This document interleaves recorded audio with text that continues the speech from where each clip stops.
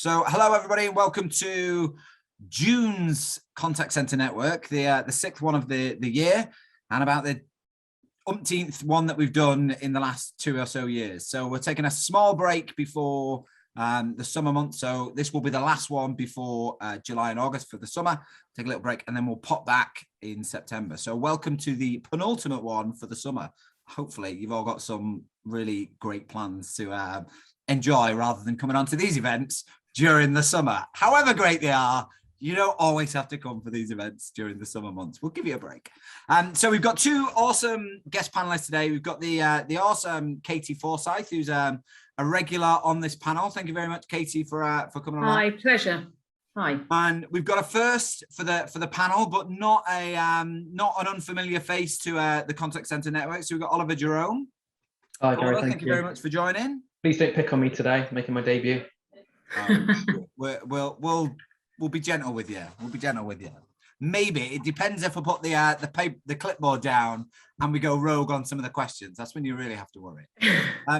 So what we've done today is we've had Katie and Oliver. We've all had a catch up and kind of thought about how we can best make the most of this session today and really pull out some of the key points that are impacting the team leader population in a post-COVID environment. And we ran a session not so long ago where culture was talked about, frontline agents was talked about, and we started talking about that team leader piece. And we thought actually it's worthwhile having a more detailed discussion about the role of team leaders in a post-COVID environment and how we can support them, and understanding a little bit about what the general pool and population of the contact center industry is doing when it comes to supporting team leaders, supporting them in the different types of environment that they're in, and seeing how we can support. So Oliver is in the thick of the operation. He's got his own team, and he's got a specific model that he's working to. And we're going to chat to Oliver today. And Katie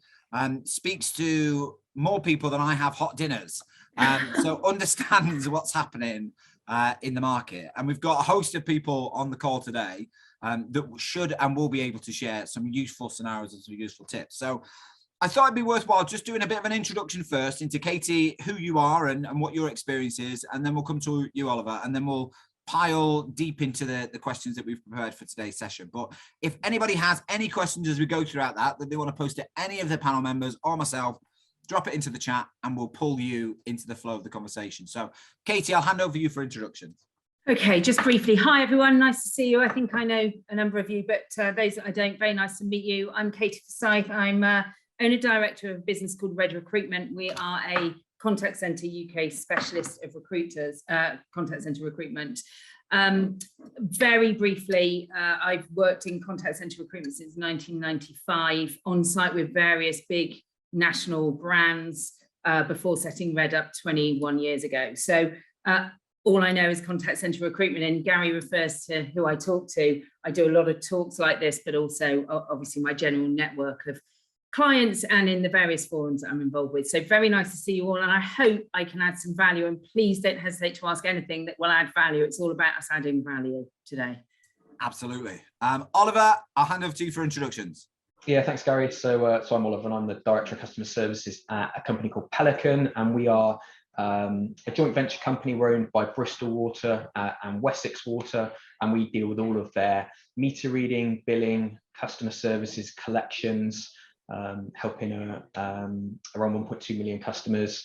I've got a few different customer teams, but my main team is a contact center of around 80, and as you can see, we are based in the office.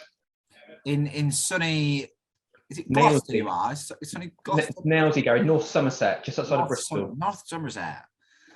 That's my terrible. I mean, I have family in Bristol, so it's a little bit there. But send any complaints to Gary.gorman@UK. So first question I had, and Katie, I'm going to direct this one at you, but Oliver, please feel free to chip in terms of what you're seeing in your marketplace. But how is the market changing, Katie, with its approach to team leader recruitment? What specific trends are you starting to see? Okay, so I'm prepared for this one. So very quickly, It's changed enormously. Those of you on the call that have done recruitment recently for team leaders will have felt that it's changed. So we all know our operations have changed, you know, to an extraordinary level. And what that brings us is the need for much more complex team leaders and team leaders that can hit the floor running. Remember the lovely times pre-pandemic when we had more staff than we have now, and we have less complexities to the centre. So we could afford to bring team leaders on that took a little while to get up to speed. That doesn't happen so much anymore.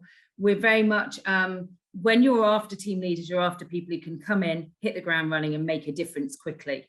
So there's a higher expectation on the team leaders. In terms of the change of the skill set, I mean, the team leader skill set now is just vast. You know, what they're expected to do is enormous. But if I was to say the key trends that we're being asked for, one is to manage really quite difficult agents that have got used to asking for something and getting it. So there's some really difficult agent behaviors out there, aren't there?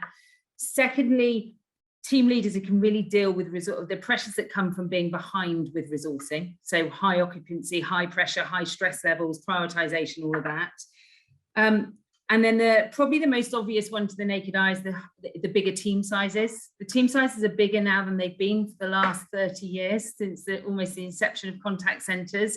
And that takes a real skill. And then add on to it, they're hybrid, very likely, and all the extra skills that come from that. So the trends of team leader recruitment are much higher expectations from the operations. But unfortunately, as I hope you all know, if you've got great team leaders, you're keeping hold of them, because the last thing you want to do at the moment is to lose a team leader that's good. So we're not blessed in the market with lots of great TLs. And if they are in the market, they have very high price expectations on their head. So we've seen the price of team leaders and the cost of team leaders go up. So what we are, just like the rest of the marketplace, same if you're recruiting for senior management agents, doesn't matter where you are, we have very high expectations of what we want from the recruitment market and from new talent. And unfortunately, we aren't really blessed with the candidates that are meeting those. So there's a big disparity. And I'll just finally say, Gary, in terms of process, so that's how the market's changed in terms of process. Gone are the days where you could put a team leader through 3 interviews and a presentation before you decide if they're right for you. Just like all other types of recruitment in contact centre at the moment, it's much more intuitive. And we've definitely seen 100% a move to much more speedy, intuitive recruitment of, in some cases, 1 interview and an offer, because there's a race to the talent. So there's loads more to discuss around that, but, you know, I'll leave it there. So I think you've raised some really good points there. And I think the observation that you're seeing in terms of remote management and the skills that are required for that are really interesting in terms of how that's started to change. I'm going to come to Oliver, because Oliver, whilst a number of different contact centres have opted for a hybrid approach, and perhaps that's because of the recruitment market and the talent shortage that they're seeing in that pool, potentially, your model is slightly different. So if I could ask you to take us through what your approach has been, maybe during the pandemic, how you responded during the pandemic, and then the final operating model that you're on now, and how you've come to terms with that. Perhaps you could talk us through that. Yeah, absolutely, Gary. So very early on, like most people, we mobilised pretty much 95% plus of our team to work at home whilst we were in that period of significant uncertainty, and we were fortunate enough to be able to do that quite quickly. But what we saw fairly early was a combination of things. So we did see productivity dip when we had the majority of our people at home. We found that culturally it was far more difficult for us to do the investment in people that we work really hard to do, to create an environment that obviously allows people to be the best they can be at work. And therefore, we started to see, we opened our doors when it was safe to do so, to allow those that felt comfortable to start to come back. And we started to see more and more of our teams come back into the office, and we moved ultimately to a sort of a 50-50 for the kind of the back end of the pandemic. But we were really clear at the start that once we had some of the feedback in from our people, and we looked at the numbers and the support that we were providing, that we saw our our long-term or medium to long-term plan actually to bring our people back together. So we felt that we're a people business that serve customers, and therefore we were really clear up front that, look, whilst we're working all this through, we see our plan being to, when it's safe to do so, to be able to bring people back into the office together. And since September last year, we've been 100% office-based in all of our customer-facing teams. And the benefits that that's brought, I think particularly now where we're experiencing some of the challenges that I'm sure many others are, of not being able to respond to customers quite as quickly as we would like, wait times longer than we would like, that the amount of support that we can provide our people at a period of in quite intense pressure, I think is better than we were able to do when our people were spread out across the whole of North Somerset and Bristol. It's spotting those early signs of people that need support, and it's really tough on the front line for our teams at the moment. And so to be able to overhear a difficult conversation and our team leaders to be able to react to it and put an arm around the shoulder, have those supportive conversations, but also from a coaching perspective, that kind of spot coaching of hearing great dialogue, great conversation, and being able to do that praise and recognition live, that real kind of in the moment, that spot coaching, as I would call it, because whilst we were home working, had models in place to be able to do reactive listening, and there's nothing more powerful than being able to high five or to put an arm around a shoulder to support our people during difficult times. So I think for me, Gary, one of the things that's really important at the minute is trying to build connections with our people. So creating connections between the team, but also creating connections between people and the business, because clearly retention it is critical for us, and at a time it's more difficult to bring people in. So that's something that we've been really working hard to do.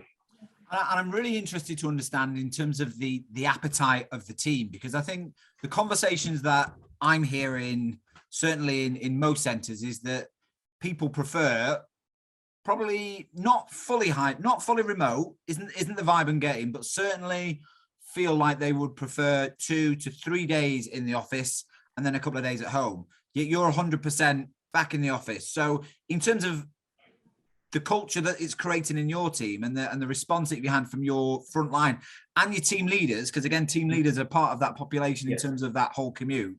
How have you managed that as a message, and what's the feedback that you're getting? Well, I think it helped us, Gary. Like I said, that we set out our goal fairly early about what the direction we intended to travel in, just to set that expectation, I think, and the reasons why we wanted to do that. I mean, we're fortunate that we're not in the middle of a city centre, so we're fairly accessible. So that probably makes it easier in terms of people being able to get into the office. But yeah, we were really clear about that direction of travel. We've had minimal issues with people who would want or prefer to be at home, and I think that because we've really focused on the benefits of being together, I think people see that. And if I was to go out today, I think it would be a real minority of people that would choose today to go back to home working if they had that option. It's interesting. Are you seeing a similar trend there, Katie, or does any of what Oliver's said there resonate? I agree with what you said at the headline. Absolutely, the most prevalent requirement at the moment from candidates is 2 days a week in the office, 3 days at home, moving more to 3 days in the office, 2 days at home.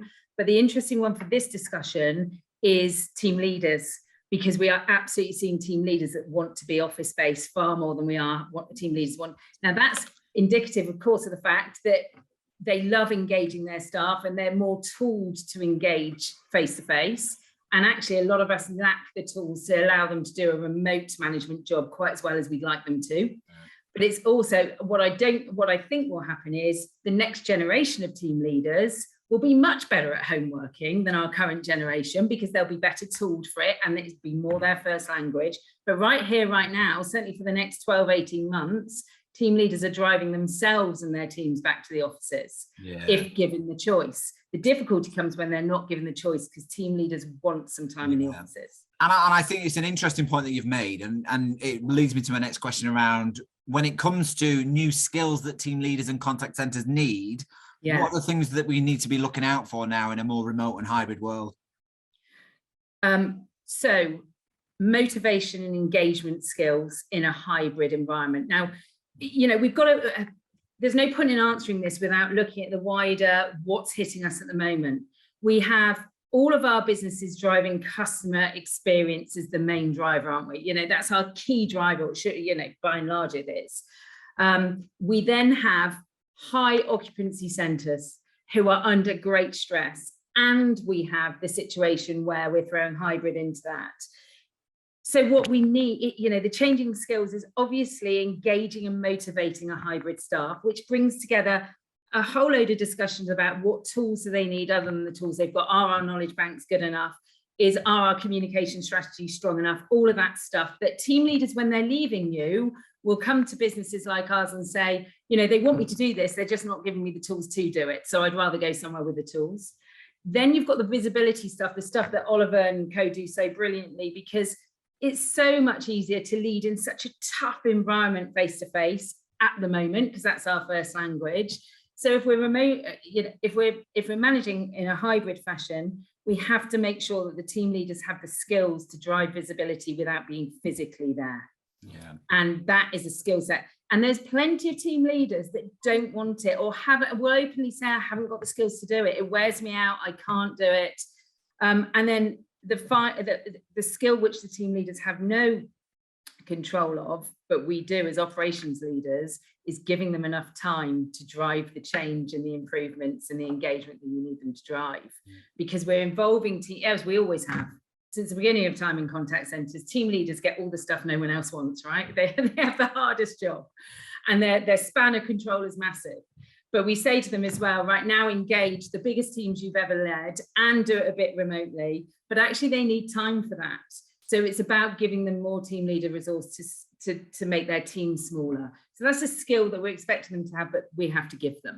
And I think you've touched on a really good point there around spans of control in a remote or hybrid world. Now, typically we've seen spans of control, maybe if you look in the outsourcing sector, that can be up to 14, 15. But what would you say is the optimum span of control in this type of environment that we need to start adopting? I would say 14 or 15 is common regardless of the industry at the moment. We pre-pandemic, we would seize, wouldn't we? If you were recruiting agents in and they were going to be one of 15, we'd go, oh, that's a bit heavy. Now it's common, and I am talking about regulated industries here, we're commonly seeing team leaders controlling upwards of 20 agents.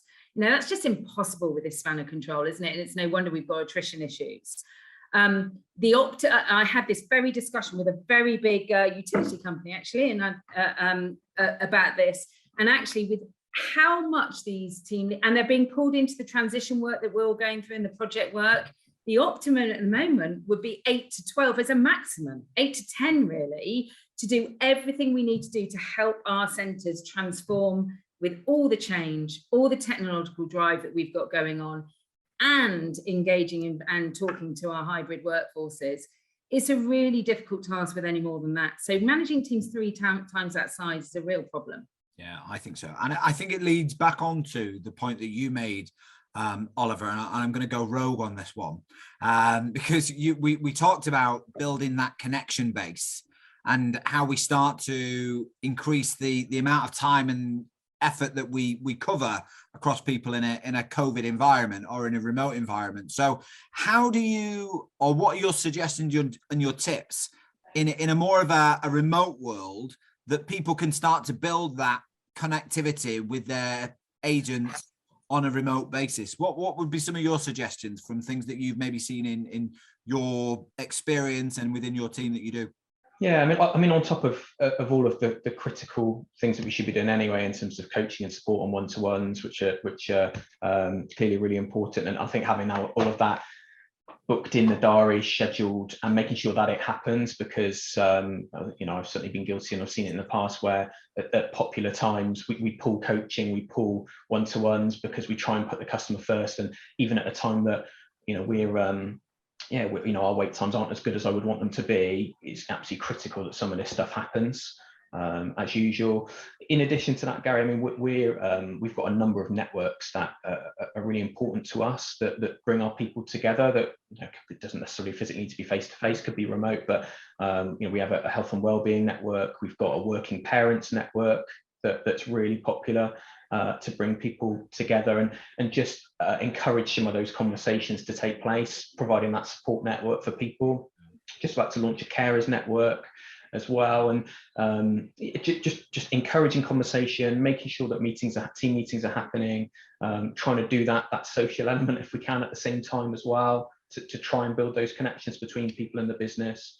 And yeah, probably from a business perspective to our Gary, just really amplifying all of the positive things that we try and do for our people and the benefits that they're able to get, and just trying to bring all that to life so that, again, we can try and get that connection between people and the business at the same time. And there was a really useful phrase that on one of these sessions that the CEO of Sunsay, Mark Walton, suggested. It's overcompensate and over communicate in a remote environment. So I think if we can focus our team leaders and their energy on over communicate. Nobody ever gets told off for over communicating, do they? Or they might do. You tell me. But I think that's a really good mantra to say: over communicate, overcompensate, and over communicate. Well, Gary, my team probably get fed up of me talking about it, but I talk a lot about driving and about using mirrors. So where people are learning to drive, that people are driven around the importance of exaggerating your movements when it comes to using mirrors when driving. And I talk about that a lot, about we need to make sure we're exaggerating our movements. We're really clear with people what's going on, recognizing that, you know, periods of silence can be uncertain for people if people aren't hearing those key messages. So really making it clear what's going on, sharing that with our teams. And I think there's a contentious one, Katie, and I did a recent poll on this on LinkedIn around salaries and the role of the team leader and how potentially the salary banding for team leaders has to change. And there was it's quite a contentious response to the poll, in that people say that actually paying team leaders who are working remotely versus working front of house or in bricks and mortar, there should be no pay disparity, but actually we should just pay them more. What's your views on team leader salaries at the moment, and that mix of skill that we were talking about? So I'm always going to see salary in a supply and demand. Okay, as long as we are paying relevant and realistic salaries for an industry to keep ourselves as an industry of choice, I'm on that page. We are such an amazing industry as contact centers. We offer such opportunity. If you're coming in as a team leader, there is a real opportunity with many brands. So in terms of where to price point, for me, it's all about supply and demand, so long as you're in the pack. And the bottom line is, at the moment, we're not being inundated with people saying, I only want that team leader job if it's remote. Now, that's more common in outsourcing, of course, because that's an outsourcing model. But actually, we are, as I say, seeing this drive. I want to be in the office a little bit more. So I don't see there's any need to pay more or less for a remote. And I'm certainly not seeing it as a trend. We don't see people saying it's home working, so I'm going to pay them less, or I'm going to pay them more. And the bottom line is, salary is all about engagement of your staff, right? So to get it on point, to engage the right talent. Well, for me, you're going to win that war if you offer these team leaders what they want to join you. Yeah. And salary is, of course, important as long as it's in the ballpark. But more importantly to these team leaders is that work-life balance, which everyone's got so used to, and the flexibility to have a hybrid if they want it. That's the most common, just like the agents. You ask a team leader, they are going to say, I'd love a hybrid. But by nature, they are going to drive themselves into the office more than they will stay at home. So that flexibility, if you give them that, you don't need to worry about, am I paying? Because once we get into the realms of, well, I'm going to pay my home working team leaders this, and well, it's a horrible culture, that, isn't it? Yeah. If you're doing the same job as a team leader, sat somewhere else, but you're being paid differently, that goes against everything we've ever done as an industry. So I don't think it's particularly healthy. I don't think it drives the right behaviours, and I don't think it will improve your recruitment strategies. Look at the other things that these team leaders want around career prospects, careers, and time and development. The thing that they will say to us the most is they will make their decision based on who interviewed them and if they want to work for them. You know, do you inspire that team leader? Are you the boss they want to work for? And are you a brand that's doing work they want to work in? So let's talk about that hemorrhaging end then. So we've talked there about the recruitment side of things. And in terms of team leaders deciding if it's the right culture, if it's the right business and the right operating model, how are you seeing attrition in the team leader population shift as a result of some of the changes that businesses are making in their operating model? Yeah, I've got some stats for you on this actually in a second, but the attrition, yes, we are definitely seeing an increased attrition. There is no doubt about it. Team leaders are more, they're in a position of unrest at the moment. There's so much pressure on these team leaders, and add to the pressure that you are giving them as an operational leader, all of the pressures that they have in their spans of control. They also have the pressure that every time an agent leaves, they blame the team leader on their exit interviews because that's their go-to. Yeah. So there's huge pressures, and team leaders go home and they have a bad day and they think, what are you doing? If you have a bad day, and we've all been the same, you think, is there a job out there that's going to make me happier? Now, in a normal marketplace, you look and you think, oh, you know, same as. At the moment, the opportunities for team leaders are massive. And that's not just from our industry. So the biggest worry for me is not only the increase in the attrition that you're all feeling from your team leaders, but it's also the loss of talent out of the industry, because over 40% of team leaders that leave contact centers today go to other industries. That's just soul destroying for our industry when we've spent so much time and effort making these great leaders. And if you're thinking, right, have they got much other opportunity? I had the MI team here doing me some stats for you this morning. This is data from today. If you're a team leader who's had a bad day in one of your operations today, and you go home and you do a search on the job board, and I've only done it on Indeed because it's a good one for team leaders, tip.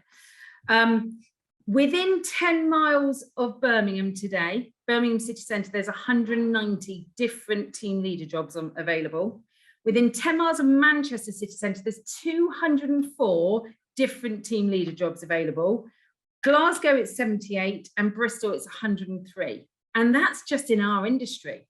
Add on to that we're losing people to estate agency, to retail management, to hospitality management, because they pay more than us, although team leader salaries at the moment are wild. But you know, there is a big threat of team leader attrition at the moment. So we have to take some time out with our team leaders and give them some time. And my biggest tip would be do that. Get them as a group and give them some time, let them talk.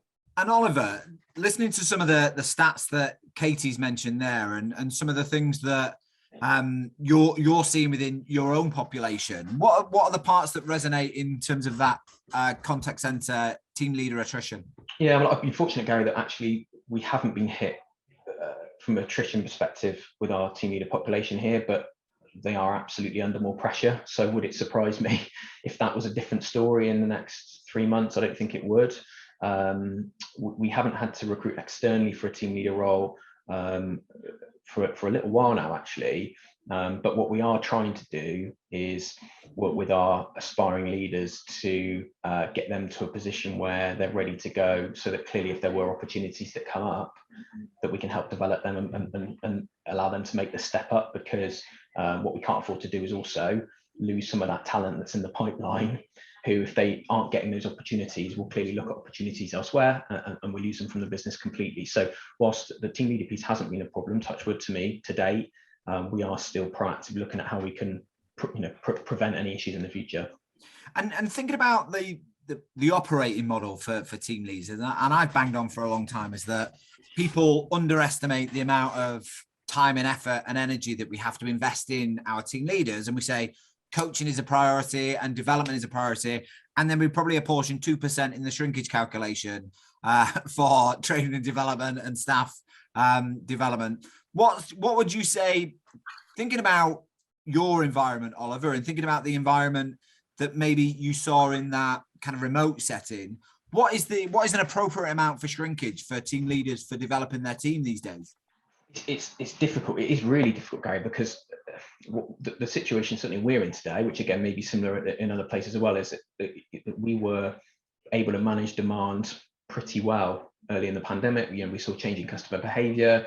Customers had other priorities, and therefore, you know, we weren't seeing the volume of contact that we have today. You know, that coupled with increased volume of leavers and the challenges of bringing people in means that we've got to find that fine line between trying to maintain that level of service that we need to provide to customers and investing in our team leaders. And to be honest, Gary, have we got the balance right? I don't think we probably have at the minute. I'd like to be spending more time with the team leaders. They're probably getting the minimum amount of support that they need right now, which isn't fantastic. And we're trying to take steps to address it. But yeah, we're not probably in a we're not in a great place, I would say, at the minute. And I think it's a really, really fair point, and you're probably not alone in that. And are you seeing similar trends from the industry, Katie, in terms of how people are approaching shrinkage in a remote setting and how they're managing that with still the challenges that probably come with high demand? Yeah, I mean, everyone knows they need to give their team leaders more time with their teams. That's an industry-wide issue. But the question is, how do you extract more time from a totally overstretched operation already? You can only do it by making the team smaller, can't you? And investing in, and it's an expensive situation. But you're also industry-wide, and from following on from what Oliver said, we've also been in a position where we have grown our team leader base already. And by and large, we do that by promoting our internal gold agents or senior agents or whatever. And we haven't actually given them time to train and learn how to be leaders. And then we've thrown hybrid in. So there's a lot of really underskilled team leaders out there as well who are sinking, and they need time to train and coach before we actually give them. It's a whole, there's loads of difficulties, but industry-wide shrinkage, everyone is trying to give their team leaders more time, but all the while we're throwing more and more onto them. And probably one of their biggest drains of time, and I obviously see this every day, is who does your recruitment? Everyone's absolutely overrun trying to get recruitment done urgently. And because recruitment teams have downsized or they're overstretched, actually the majority of the people doing interviews at the moment are, oh, just jump on and do this Teams interview. They're the team leaders. Yeah. So even stuff like that's straining their time. So we'd all love to give it, but the industry hasn't got time. Yeah, and I think you've touched on my next question here, which was going to be around what is the role of the team leader these days in the onboarding of people, and how do we make sure that we manage that so that doesn't become, given agent attrition, it doesn't become the bulk of their time. How do we do that without necessarily plugging your own business? But there you go. There's a great opportunity to do that. But how do we manage that in the team leader population? Yeah, well, I'm interested in all of his thoughts on this because they onboard really well. But onboarding, so if you speak to senior leaders within contact centres at the moment, we're all worried about attrition. And unfortunately, at the moment, one of the biggest spikes that we're getting is the pre-12-week attrition, which is just horrendous, isn't it, for our industry, because that's so costly. They're not up to competence. They've been a cost up until that stage, and it's really demoralizing for the rest of the teams. So onboarding is super, super, super important. And we've seen some amazing, amazing case studies of people improving their agent onboarding. However, there's still a huge problem with, we haven't got time. We're trying to minimize the amount of training to get agents out and operational as quickly as possible. And we haven't got time to let team leaders get involved in that. So one of the number two reason people are leaving sub 12 weeks at the moment in exit data that Red does is, number one is obviously the training was rubbish. That's what you get as number one. Number two is I didn't get enough support from my team leader, stroke I was anxious about what team I was going into and I didn't know who my manager was going to be. And that's a direct reflection of the fact we are not getting team leaders involved enough in team leading. I heard a horrific story. I spoke to two leaders yesterday from separate outsourcers who were 8 weeks. One was 8 weeks in, one was 6.5 weeks in, and neither have met their new team leader yet. How can that be? It's no wonder we're getting leavers. So I don't think we should underestimate as an industry how important it is that the team leader works with the academy coaches, the trainers, all of those guys, to make the journey from the very start of recruitment through to competence, 6 months competence probably, as smooth as possible. But again, where do we get their time from?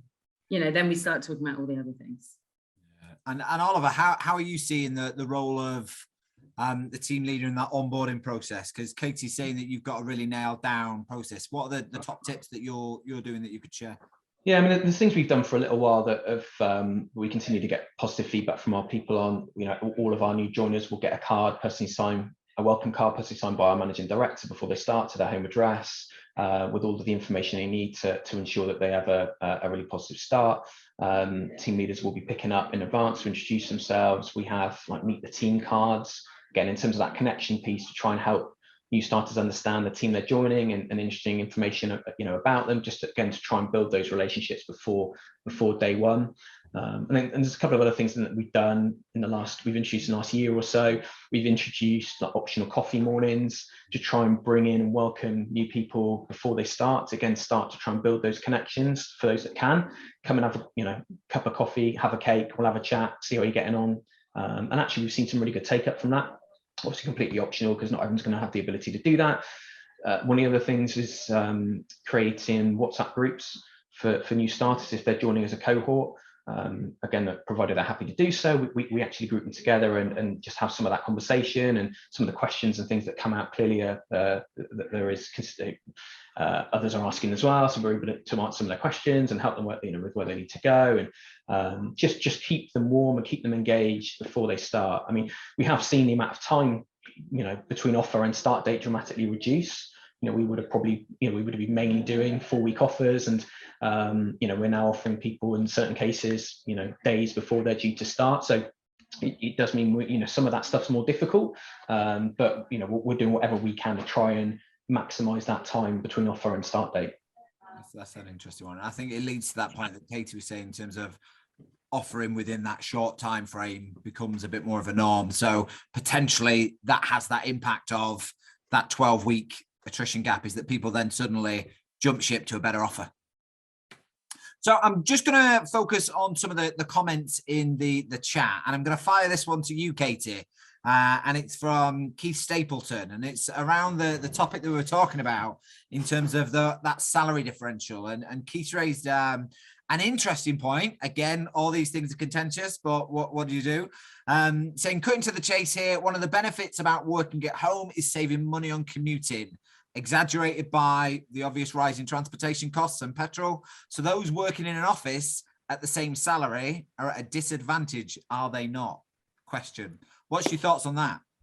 I would have entirely agreed with you 3 months ago, Keith, and we definitely had that being thrown at us all the time. I'd like to work from home while I save money.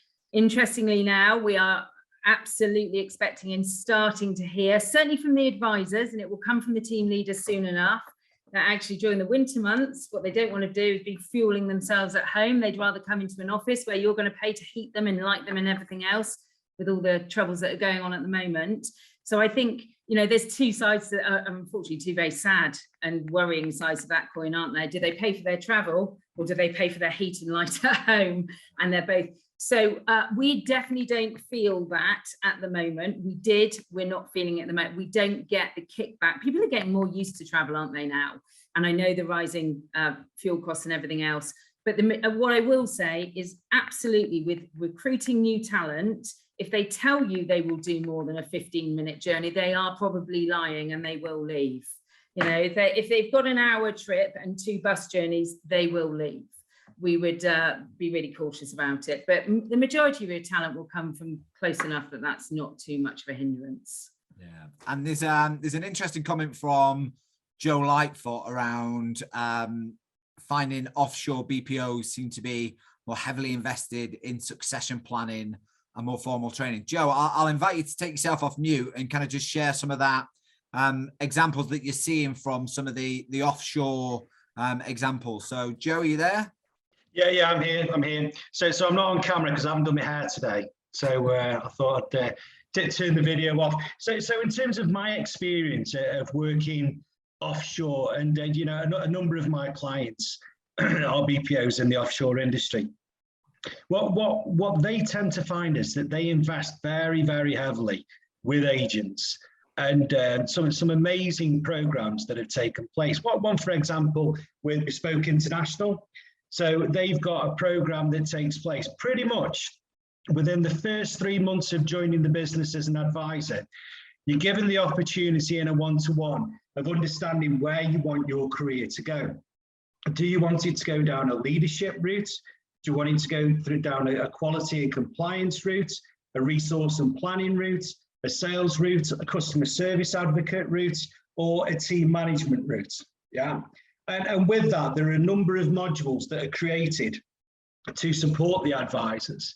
And they regularly schedule time out for it. They have their proper kind of like succession planning team, that then people are given a personal development plan in order to afford the time off the phones to be able to invest in that. Then they need to demonstrate the right behaviors for it. So they need to make sure that all of the coursework is completed for it, that they attend the modules, their attendance in the workplace is good, their minimum expectations on delivery is achieved. And that gives them a great kind of progressive culture, which I thought was absolutely amazing. And I think in the UK as well, I've witnessed that with another one, so Sensi. So who, I think Sensi are probably the largest home working BPO in the UK at the moment. And it was interesting chatting to Mark Walton, that used to be the chief exec there, about what their platform was going to be around how do we get team managers to manage home workers that in essence haven't had any experience of working from home because of the massive cultural change that we've gone through. So again, it was part of that career progression and succession planning, was that there's a number of elements that you need to demonstrate in order to progress into a development program. And for me, I think the outsourced world, with everything that it needs to do on sharpening its commercials, absolutely has to have the best people in the business. And I think more than ever, I'm seeing that attrition is key on the radar and a key metric for a lot of the key leaders in the industry. And also the way that they coach and develop people is stuck in the diary every single day. This is your coaching time. All the other administration tasks that you tend to do are reactive because you're not doing your proactive coaching along the way. And Oliver, you thanks very much for that, Joe. I think some good observations in terms of what the outsource market overseas is doing, maybe in contrast to some of the UK. Maybe that's driven by some of the demand challenges that they've got. But Oliver, you touched on when you were talking earlier about the leadership program that you do for your teams, and you referred to it as I think you mentioned aspiration program for leaders. And I'm just thinking, based on some of the stuff that Joe said there and the development program that sits around for team leaders, what are some of the things that you run in your centre that you would advocate as being some of the best things to do for other centres? Purely around the aspiring piece, Gary, sorry, around and a team leader development, I suppose, is the key piece to pull out from that. Yeah, I mean, we have a structured, what we call a structured program where our new leaders come together and do as a cohort and work through a series of really focused session run by our in-house L&D team, focusing on all of those key things that you would expect to be covered: coaching, support, into some of the more logistical stuff, great return to work conversations, recruitment, how do we maximize the benefits of when we're out in the market. So we've got a really structured program in place, Gary, for all of our new leaders, and we get them together to make sure that they do that together. And then I mentioned about our aspiring leaders, which is for those that perhaps maybe slightly earlier in their journey, but have got that aspiration of stepping up into a leadership role, and we help them through that journey and develop them so that they're in a place where when we do get opportunities that they're ready to go. We've got loads of really good examples recently where across our business we've been able to progress some of those people into bigger roles, which is great. Thanks for that, Oliver. And I think Carla raises a really good point in the chat. She says there is a need for specific coaching and training for team leaders to learn effective methods that work. And I can see you're nodding there, Katie. And I think if you could call out maybe some of those methods that work, what would you say are maybe some of the key bits that we need to really zone in on with team leaders that we've not already touched on? Yeah, I read Carly's point and it made me smile because I entirely agree. And it leads on to something else in that they not only need real-time coaching and development, they're all crying out for it, aren't they? And they will take as much as you'll give them. Then naturally team leaders are self-learners very often. So they'll take it, but also we need to induct them better. We talk about the importance of them onboarding agents, but actually when we look at the onboarding of team leaders in your new talent, whether that be an agent, one of your great agents into a team leader role, or an external recruit, you know, the onboarding of team leaders is so often lacking, and they're thrown into it. We just need you to help, and we're just behind them, and you know, and all of that stuff. In terms of great examples of it, is so industry dependent, isn't it? So the regulated industries have some amazing leadership development where they go and buddy and they go into, for me, a great team leader can answer any query, no matter how broad it is from that agent. So the type of one-to-ones that they do, where they're going out into the wider business and seeing how the wider business works. RAC do a great version of this, where they send them out literally on the road, seeing how breakdown works through to whatever else it may be. The financial services industry do it well. They've largely got more time to do it, obviously. But for me, we cannot forget that they need developing and they need that time. And I think we do forget that, and we just chuck them in at the deep end. And you know what, Marianne said a really good point in the chat around, it's the culture of this has got to come from the top, and it has to be driven by the senior leadership. So what is your message to the directorate, to the CEOs, about how important it is in that we support our team leaders in the right way, and what do they need to hear from those frontline managers? Yeah, I love your comment, Marianne. I agree. Do you know what? And I'm the same with my middle management that I lead. Sometimes I think we forget to listen to them as a group. We do one-to-ones and we hear what they want to say to us one-to-one. That's usually, I want a higher salary, or this is what I want to do in my career. When they're a cohort together, they will come up with great ideas about what they need to make their jobs better. They soundboard off each other. And for me, my biggest tip, some of the best operations that I see working with their team leaders is where they have regular cohort get-togethers with their team leaders. And I'm sure many of you do it. To actually, those open door sessions of, right, what can we do as a team leader cohort to make a real difference here to the big challenges of engagement, of communication, of remote management. And the other big tip is to increase the population of them. Reduce their team sizes. I will quickly say, someone mentioned on the chat about, drawing on coaches and we're seeing loads of that in the industry, aren't we? People investing in coaching staff to help team leaders. Great on the surface of things, because agents want coaches. I was sat with a team leader who'd been 2.5 years for a very big financial services. I was listening into them last week. In one call, because their calls got so broad now, they had to pull on a coach 3 times in one call for some advice. She'd been there 2.5 years. She was exceptional. Shows the value of coaches, right? But the downside of that is, why do team leaders love their job so much? They went into team leadership to coach and develop and be with their staff. So actually, if you take the coaching out of it and leave them with very much a data job, you take the love of the job away for some of them. It becomes, they joined it for the people management aspects. And what we do is strip that people management aspect away. And leave you managing data. They end up with all the poor jobs around performance management. They end up with all the difficult conversations. Absolutely. Rather than the rich ones. Not the joyful stuff. So there's loads of stuff there. Yeah. And Marianne, I'm just going to invite you to take yourself on mute and just kind of expand a little bit on your observations in your centre that you see and how you manage that message from the top. Yeah. Hello, Gary. Hello, everyone else. Can I throw a curveball on your last question first, though, about the fact of,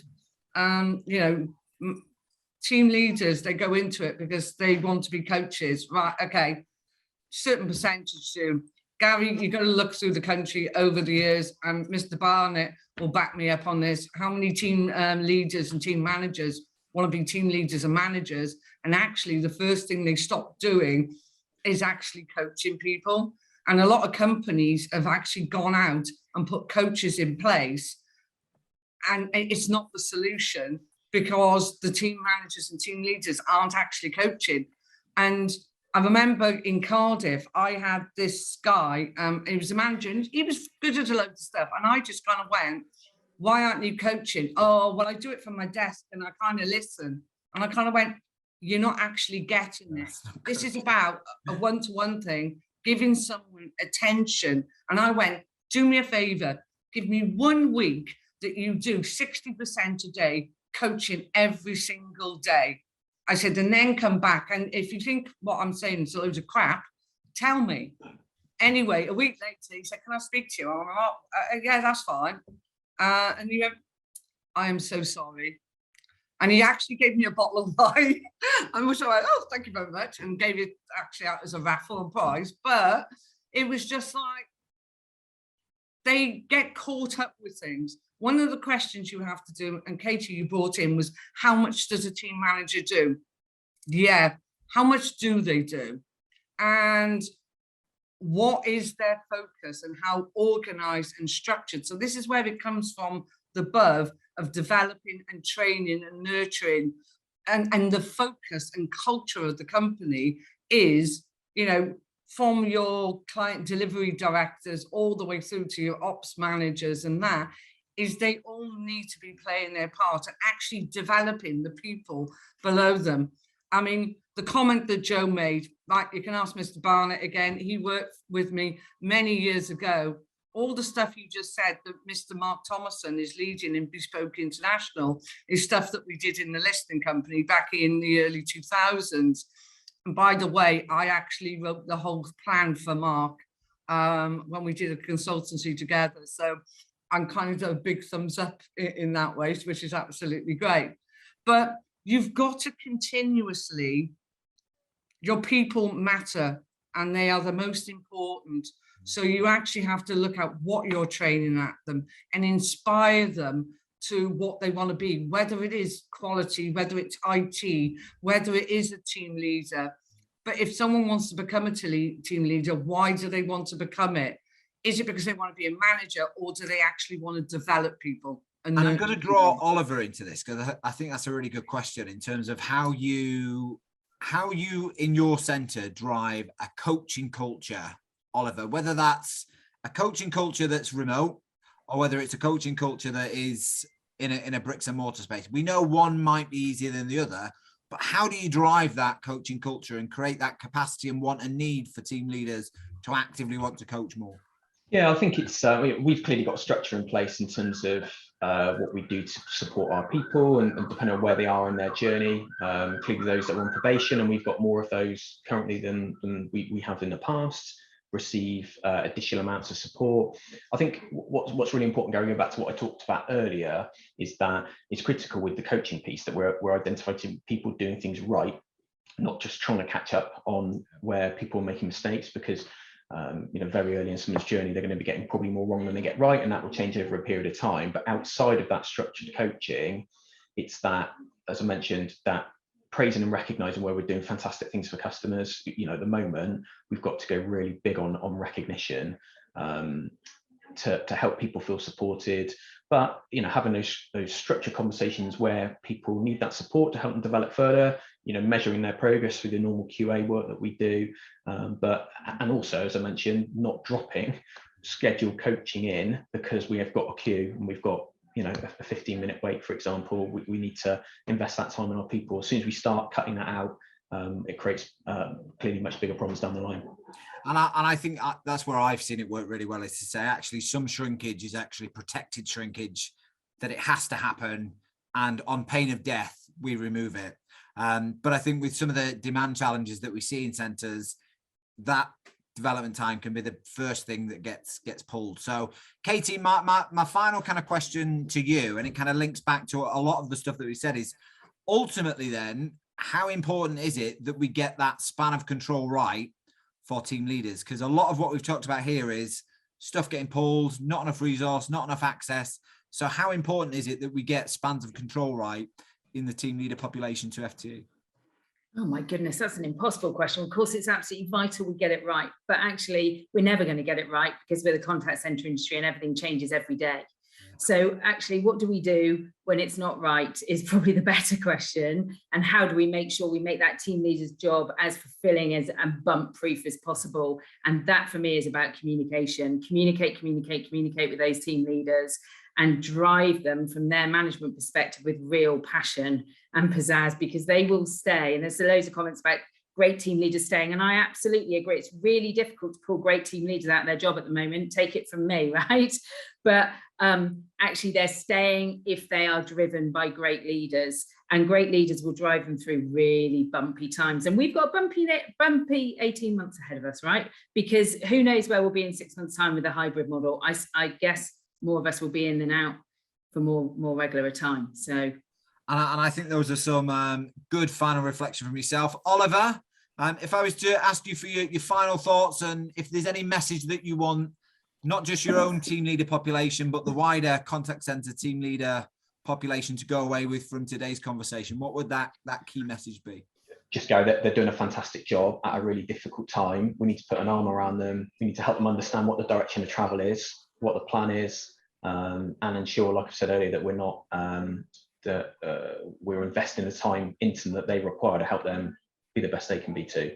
Yeah, I'd agree with that. They, in my view, they have probably got one of the most difficult jobs in the contact center outside of the frontline agent that gets it in the neck regularly. They have to motivate 12 to 20 people, Katie, and they have to motivate themselves, and they have to placate senior management when things aren't going quite right sometimes. So hats off to the team leader populations. They do an awesome job. That is sadly all we've got time for from today's session. So it's been great discussion in the chat there. Thank you very much to Katie and Oliver for your fantastic contributions. It's been an awesome discussion, I think. Slightly more intimate group, but again, when we have these intimate sessions, we get some really good, healthy discussion going. So I'm going to leave it there. Say thank you very much. We will be back in September with the next Contact Center Network. So if you've got any burning topics that you'd like us to cover, please drop me a message and give us a shout. And if you would be interested in being a guest on the panel, please drop me a message and give us a shout. And I'll see you all again in September. Thank you very much. Thanks, Gary. Thanks, Have a Gary. nice summer, everyone. Take care, everybody. Have a good summer. Bye.